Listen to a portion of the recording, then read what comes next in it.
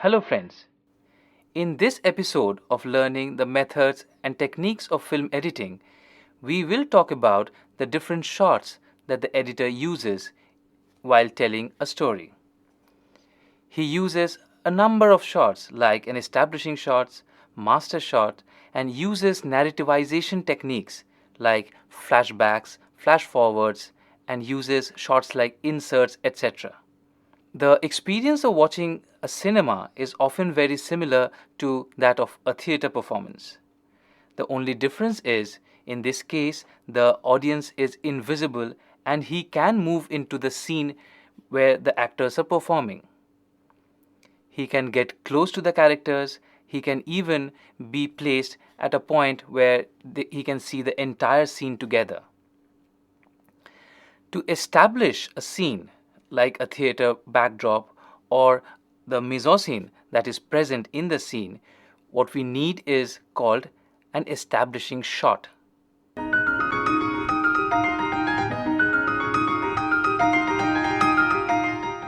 When the theater screens open, what we see is the set of characters and the props, costumes, everything that is placed on the stage. When we see all these things together, we call this an establishing shot. The purpose of using an establishing shot is to relate the characters with space and time. We get a clue where the characters are placed and what is the time when these actions are happening. Once the shots are established, that is, once the scene is established and the characters are placed within a particular time and space, we can move into the scene, we can get closer to the characters according to dramatic needs. In an example from a film called Cinema Paradiso, we will see there is a scene of a school. The shot of the school from a very wide angle is used to establish the school, and the characters, who are students in this case, are entering the building. As the scene progresses, we see a smaller group who are still entering the school. And in the third shot, we see the character whom we want to see in the film, who is the protagonist in the film. And the narrative continues forward.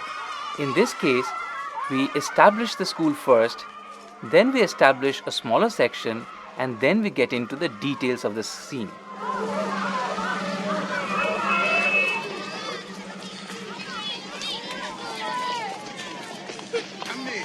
A com'è può fottere, non a me!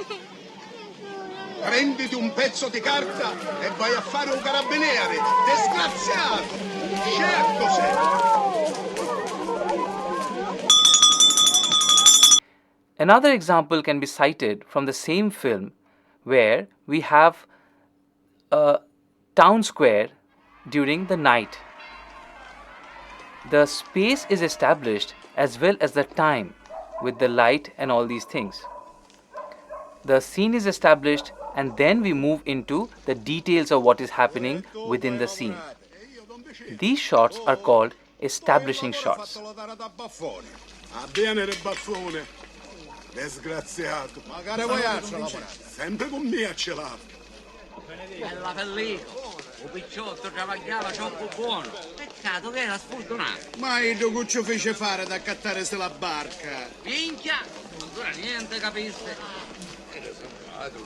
Dunque, picciotto, per capirci, qua si travaglia dall'alba al tramonto. The concept of establishing shots has been used by many directors in a different way. From the same film, I can give you an example where the angry priest rings the handbell and it immediately cuts to the town bell. The town bell cannot be considered as an establishing shot, but as the scene progresses or as the shot progresses, we see an overview of the town from the perspective of the town bell. This again becomes an establishing shot. But when the shot began, you can't call this an establishing shot.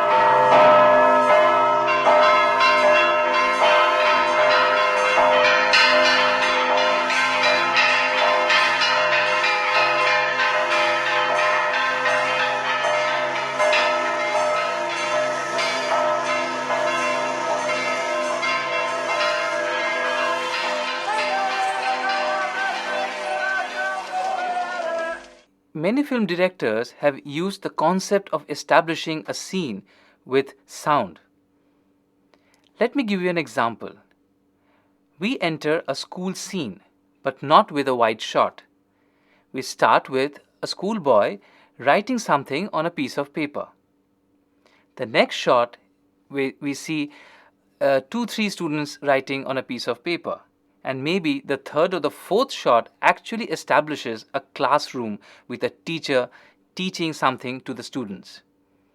Here, the establishing shot is not in terms of images, but in terms of sound. Because from the first shot, we have the school ambience coming in. We have sounds of the teacher who is trying to teach the students. These sounds all put together establishes that this is a new scene and this is probably the scene of a school. Experiments have been done in many films where establishment has been done with sound, with effects, etc.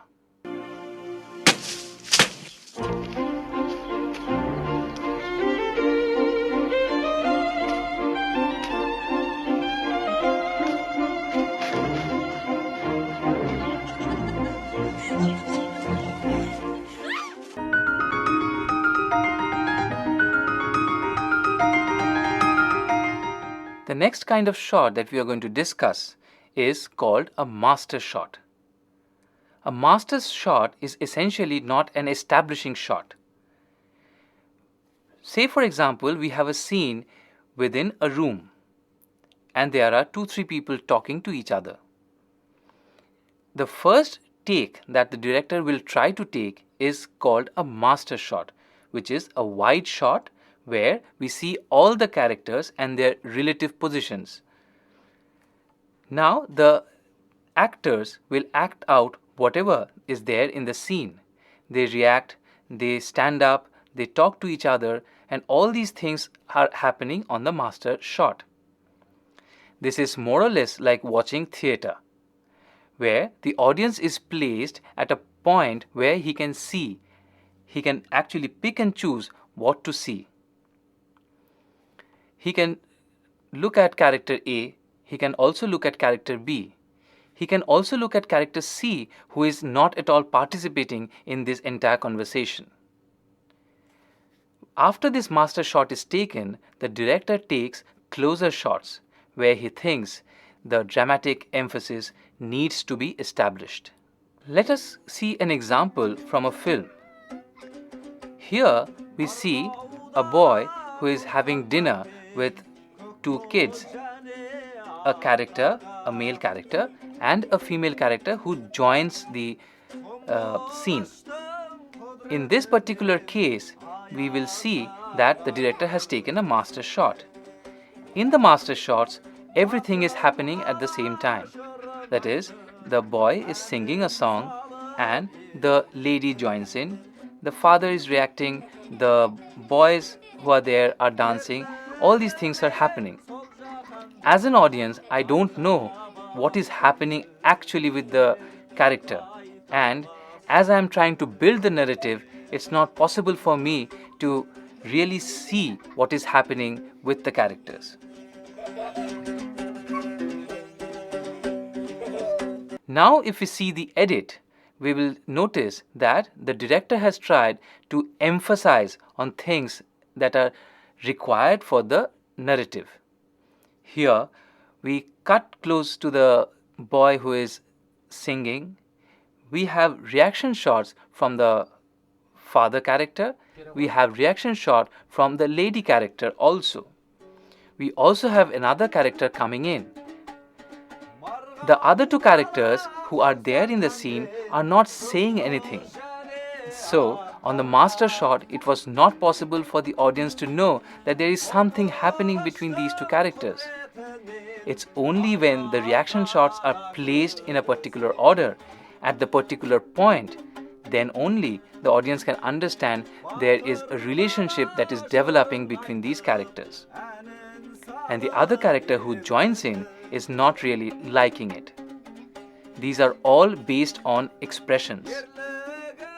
These kind of narrative styles are only established in cinema through inserts, reaction shots, etc., which is not possible to portray on a master shot.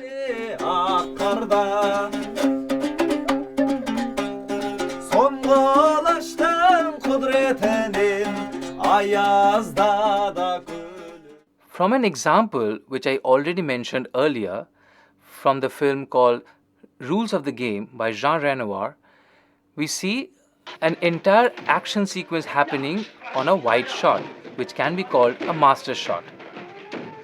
In this case, the audience is free to choose where to look at. Should they look in towards group number 1 or should they look towards group number 2?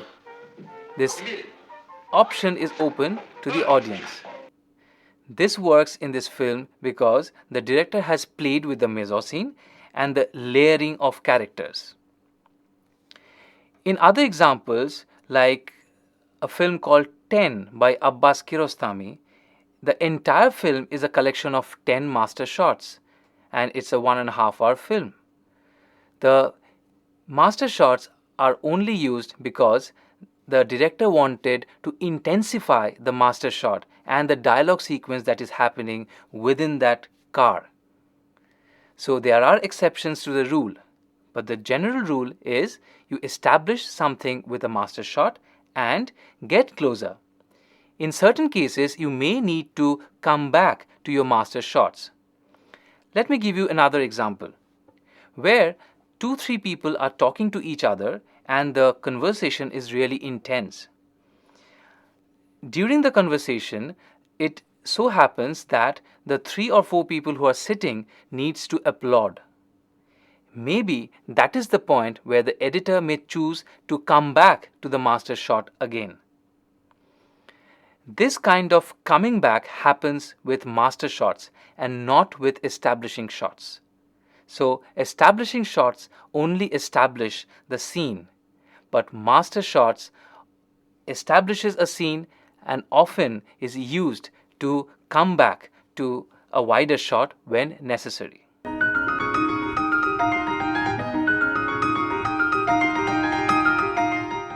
As the film editor builds up the story with different kinds of shots, he may need something called an insert. As the name suggests, an insert is a shot that is placed or inserted within a sequence. In the film High Noon, we have seen the use of inserts quite often. The clock or the time in the film is very important. The clock has been used as an insert in a number of cases in this particular film. Let me give you 2-3 kinds of examples. In this particular example, a conversation develops which finally leads the main lead or the protagonist to look at the clock. The clock was not placed within the master shot, but it is used as an insert.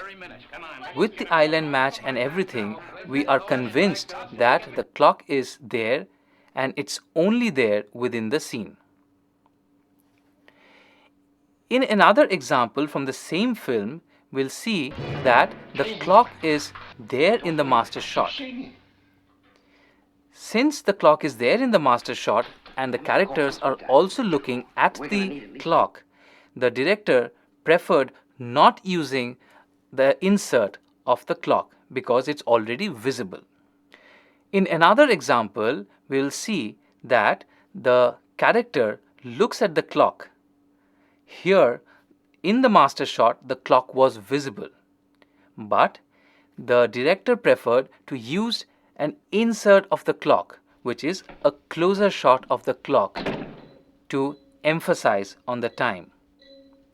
Maybe the size of the clock was not big enough in the master shot, and so he preferred to cut into the closer shot of the clock. Inserts can also be used as transition. In another example from the same film, we see that a person, after having a dialogue with character B in a scene, looks at the clock. The next shot that comes after the clock insert is a lady who is looking at the clock. This shot of the clock becomes an insert for both the scenes. In scene 1, the man looks at the clock, and in scene 2, the woman is looking at the clock. We can infer that the woman is looking at the clock from the eyeline match. Here, the insert is used as a transition between the two scenes. It is quite cleverly used in this particular film. If we look at this example from another film where a person who is a traveler is walking across the desert, an insert of an eagle is used. This shot does not fit into the master shot. This shot is also not really relevant as far as the narrative is concerned. But to build the space, to build the essence of the film, the shot of the eagle has been used as an insert.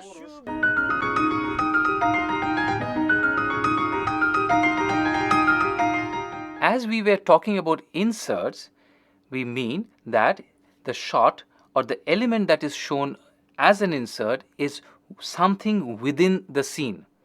That is, if I am talking about a scene within a room, the element like a clock, like a flower vase or anything can be used as an insert, which would mean that it is within that scene or within that room.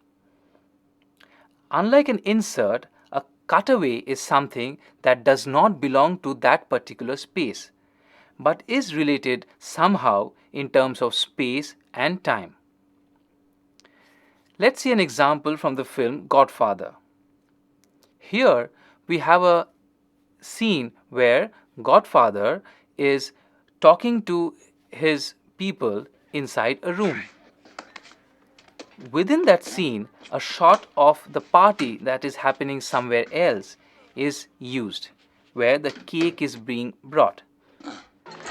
The party shot becomes a cutaway shot.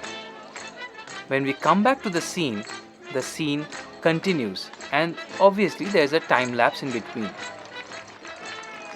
Cutaways are often used as a marker for time or a marker for space.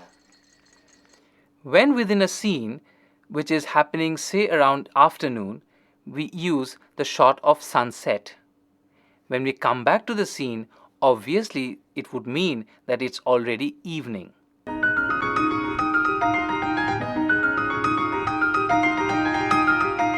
So the shot of the sunset is not only used as a time-lapse shot, but is also used as a cutaway. That is, it acts as a pillow shot.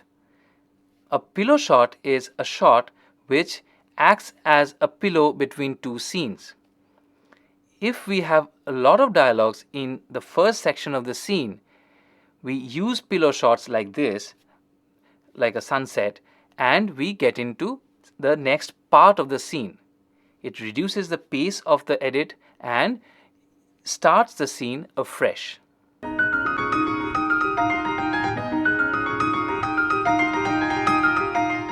Film editing occurs at two levels.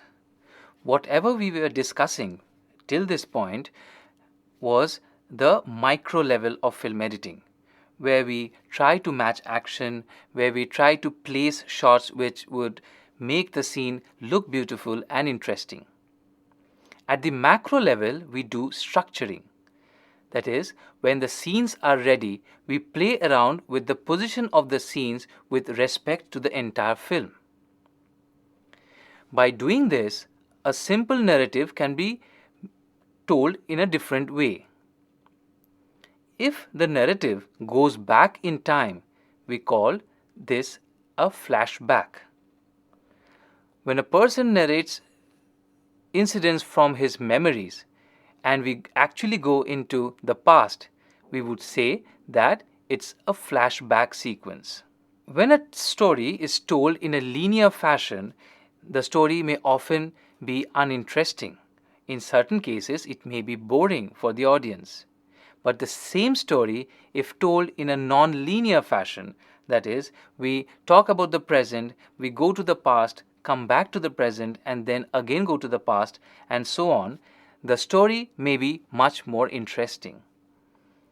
We have seen this happen in films like Cinema Paradiso, in films like Milos Forman's Amadeus.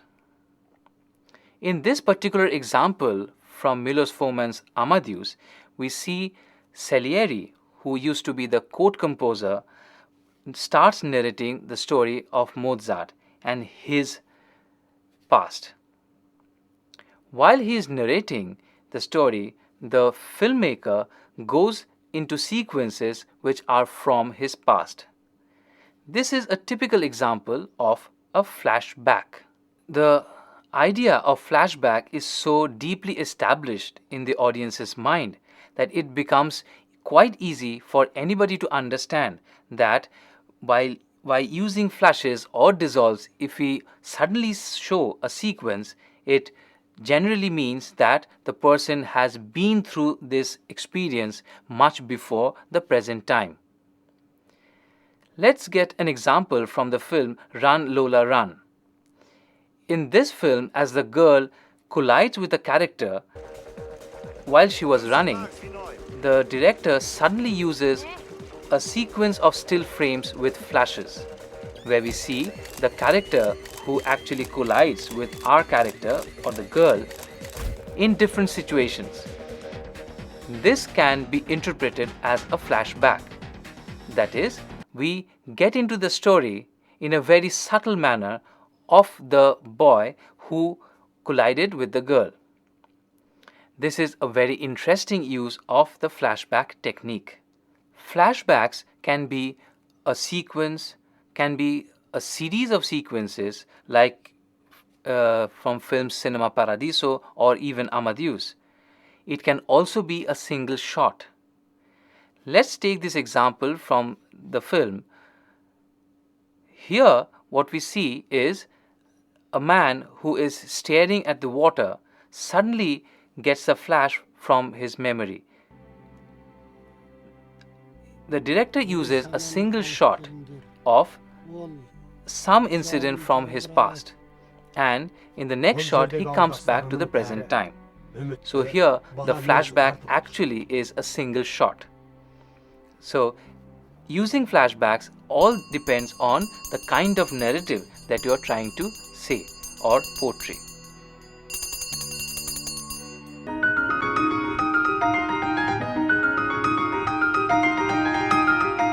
The style of telling a story much ahead of the present time is called a flash-forward sequence. When the film is established to be narrating a story from a particular time, something might happen that the character is imagining something, or the narrative is suggesting certain culmination to the narrative much before the present time, is called flash forward treatment or flash forward sequences. In examples where we skip time or jump time, like the example of a person leaving house, taking a bus ride and reaching office, can be told in 30 seconds. But this is not flash forward because we are not coming back to the present time. That is, we are not coming back to the house sequence, for example. We have often seen sequences where a child grows up maybe in 30 seconds. We see his childhood, we see the days of his college life, and we see him as a mature man going to office. This is also not flash forward. This will only qualify to be a flash forward sequence when we come back to his childhood again and start narrating the story. In Run Lola Run, we also have an example of a flash forward sequence. In the last part of the narrative, where an ambulance hits the glass being carried by 2-3 people, is actually a flash forward sequence because that is an imagination of the girl which never happened. As the narrative progressed, we see the girl with the ambulance where the glass and the ambulance did not collide at all. So the collision sequence or the accident sequence can be termed as a flash forward sequence. With these tools in hand, the editor can easily make a simple story interesting by saying stories in a non-linear fashion. In the coming episode, we will see how sequences can be structured in a way so that there are 2-3 things happening at the same time. The feeling is aroused. Parallel cutting, intercutting are also methods of narrativization or methods of telling a story. We'll discuss about these things in the next episode.